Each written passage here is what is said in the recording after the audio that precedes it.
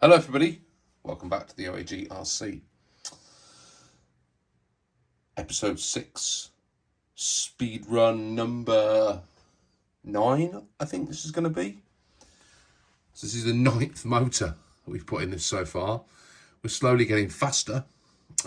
We've now got the LRP 14 turn X2 motor, brush motor in there. I've run it in slightly. This one's getting super hot, like hot to touch. Nothing else was hot. The ESC was fine.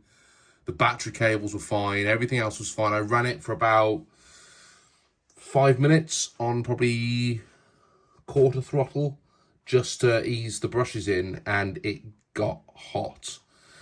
So we're only going to do a couple of passes because with the NIMS, once you've run the first pass pretty much, that's all you're going to get basically.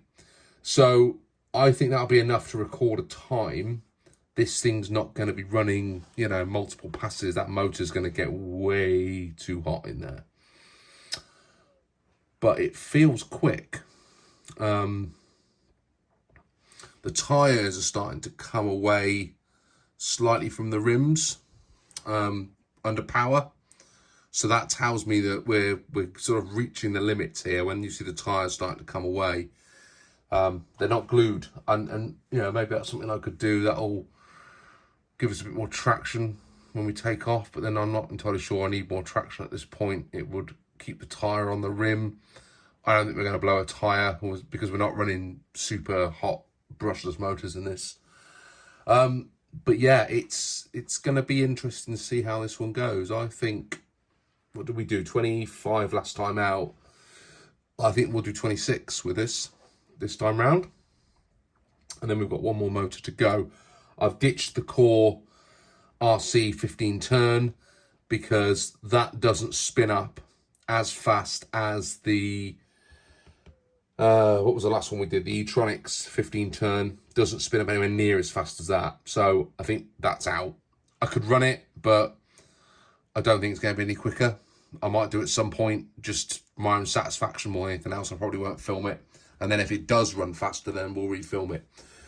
But this is the next one going out. So let's get on with it. Enough waffle. I will go and do a run with this. Let's get back in, have a look how it goes. And then we'll move on to the last one, which is that Orion motor. Let's do this. Here we go, back out today.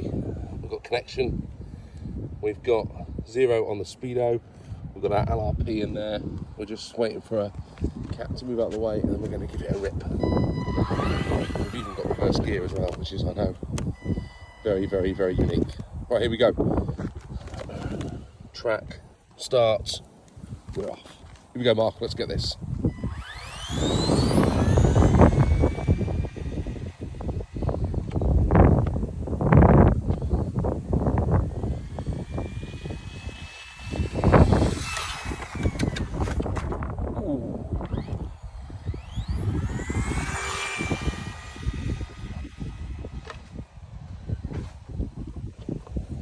We're crashed. Let's go see what we got. Right, we found it. It's a pain when that reverse doesn't work, isn't it? We're reconnected on the GPS. Stop. Read. 24. It's slower. Right, let's give it another quick run. Get out of that mess. Quite a few.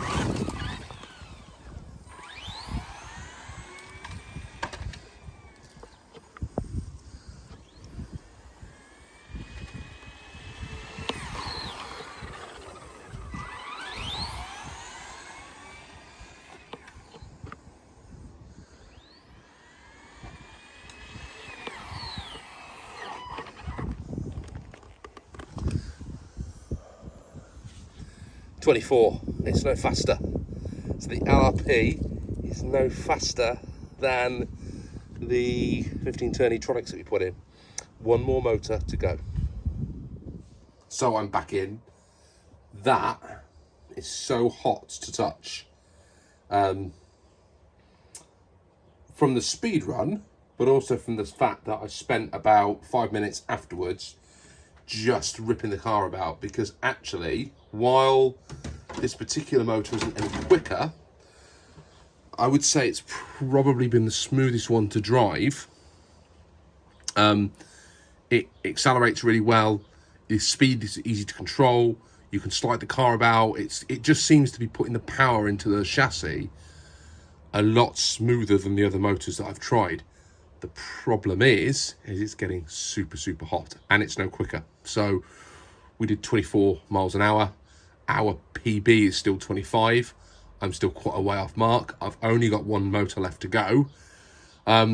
I think even if this had got to 25, I probably would have used the Etronixs over this, because the Etronixs doesn't get anywhere near as hot. And I'm worried about the temp on this one. That's so hot, I don't even think I can take that motor out at the moment. So we're going to put that Orion in. We're going to strip this down. We've got one more motor run to do, and then we'll see and decide what motor we're going to use for the rest of the speed runs. Disaster has struck. So I fired up put the Orion motor in, installed it all, got it all connected, pushed the accelerator forward, and the motor clicked into life and then stopped. And I reset the ESC, unplugged everything, plugged it all back in again, turned it on, and it's now got no life whatsoever. So Jess, I'm really sorry, but I might have bust your motor. Get in contact, I will send it back to you. I'm really, really sorry. I thought this was gonna, well, this should have absolutely flew. It was working fine on the bench beforehand under power of an AA battery. When I plugged it into the ESC, the ESC is not even recognizing it. I've checked, I've plugged in other motors, rechecked the ESC, and the ESC's fine. But this one, for some reason, it beeped at me like it had recognized it, and the minute I put any power through it, the wheels jarted into it, or they did sort of went to go, and the whole thing just stopped.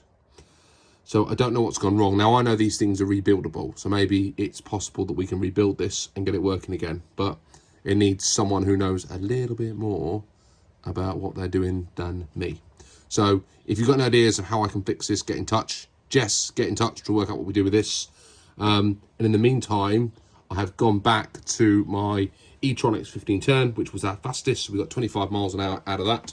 We are there, 25 mile an hour. That is our start point now for all of our future tests, unless I can find a faster brushed motor. But I think at this point, I'm happy with that in terms of it doesn't give off too much heat. The LRP is probably a smoother motor, but the heat that was coming off that motor was just so intense.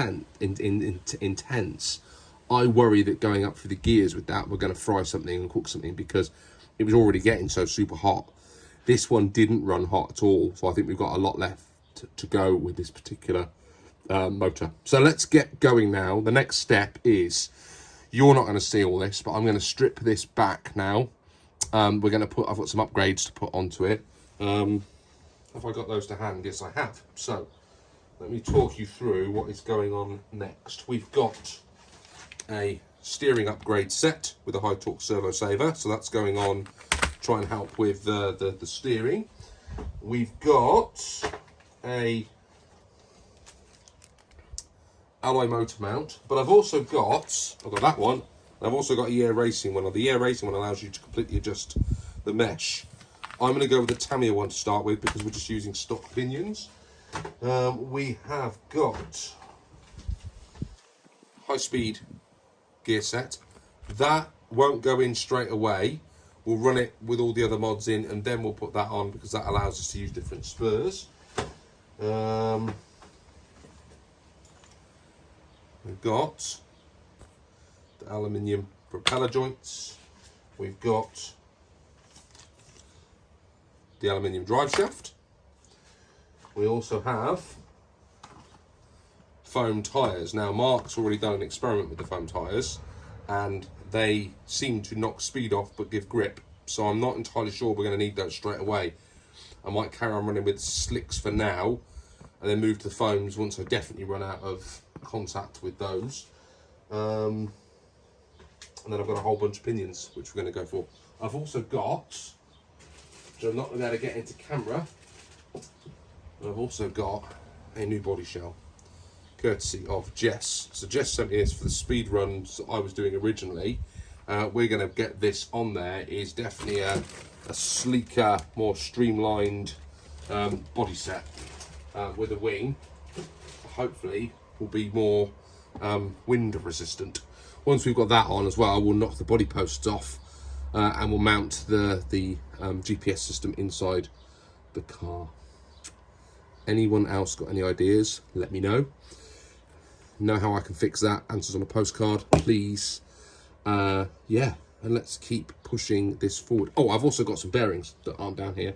I've got some bearings to pop in here, which will replace, I've got rubber shielded ones in here at the moment. So I'm going to take those out rubber sealed. And I've just got some standard metal bearings to go in to try and reduce some of the resistance there. I think we're messing around with stuff that's not going to make too much difference. But we're going to do all the mods to the chassis, run it again. Then we'll change the body, run it again. Then we're going to start playing around with the gearing sets, with that high-speed gear set, and see what happens then. Right, enough from me. Thanks for watching, everybody. See you all soon on the OAG RC. Bye for now.